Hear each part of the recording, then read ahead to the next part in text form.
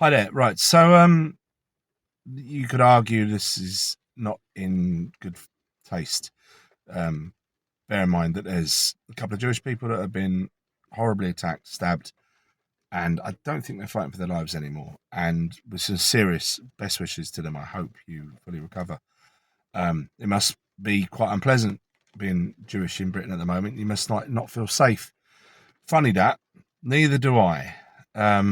So obviously, the very few people that get to see this video are going to probably agree. I would imagine that I'm trying to point out the very obvious bias with the media and the political class. The point of doing this is you may be speaking to people at work, and there's a few points I wanted to make in this video to try to just enlighten those people to the blatant hypocrisy.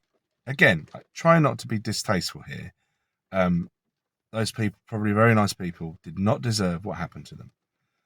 But you could mention Wayne Broadhurst, and they won't know who Wayne Broadhurst is, but you can enlighten them. This is a man, a street cleaner, stabbed to death by a migrant. That story is not good for the media because obviously our media and the political class, the globalists, want to keep bringing lots of migrants to our country because they want to basically change us forever so that we are not a strong nation anymore. So we will accept global governance. You might sort of say, give a comparison as well, how the media, two very similar things reach two very, very different levels of media reporting. So Sarah Everard, you say that name, they're going to go, that rings a bell.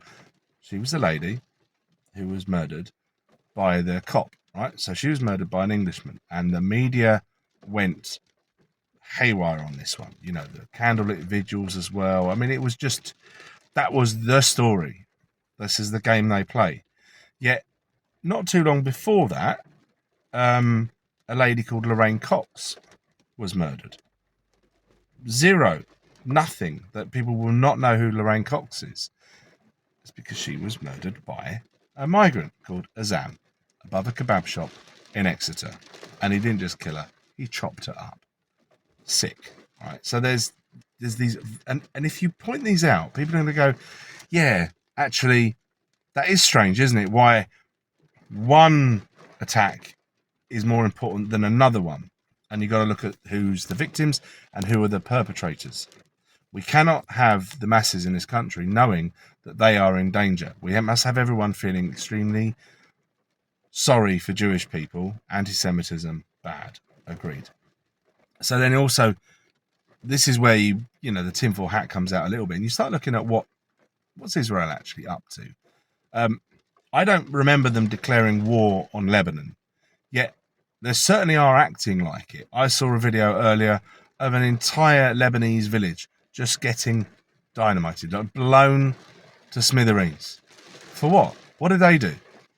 You know, is that just Israel going, well, we want this land, we want it for Israel, we want to put Jews there, so we'll destroy your village. You can't live there any longer. I don't know if the people were still in the village when it was destroyed. I don't know. I generally haven't got that much information. I just saw the video and it's just shocking, assuming it's not like fake.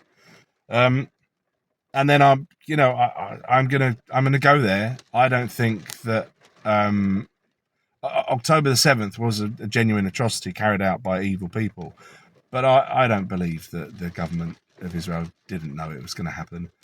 I heard that they've moved their soldiers away, going to practice their soldiering somewhere else because we need this atrocity, because what we want to do is atrocious, and we have to sort of justify what we're going to do by allowing this atrocity to happen. I believe that the government of Israel is evil beyond compare.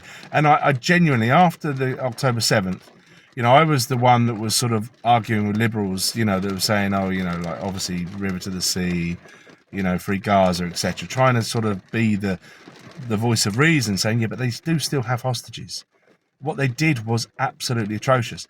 And if we were invaded, let's say the Welsh invaded England and just carried out an atrocity where they killed hundreds of thousands of people, and said, I want to get me some revenge. You know, I know that there's Taff going, "Why are you bringing me into this? What did I do?" Sorry, mate. I'm just using it as an example because you're on our border, and if you attacked us, I would want to exact revenge for that. So I get it. I get why there's the motive for it. So I am kind of impartial on this, but I have just reached a point where I have just had enough of their shit, and I'm talking about Israel, not Jewish people.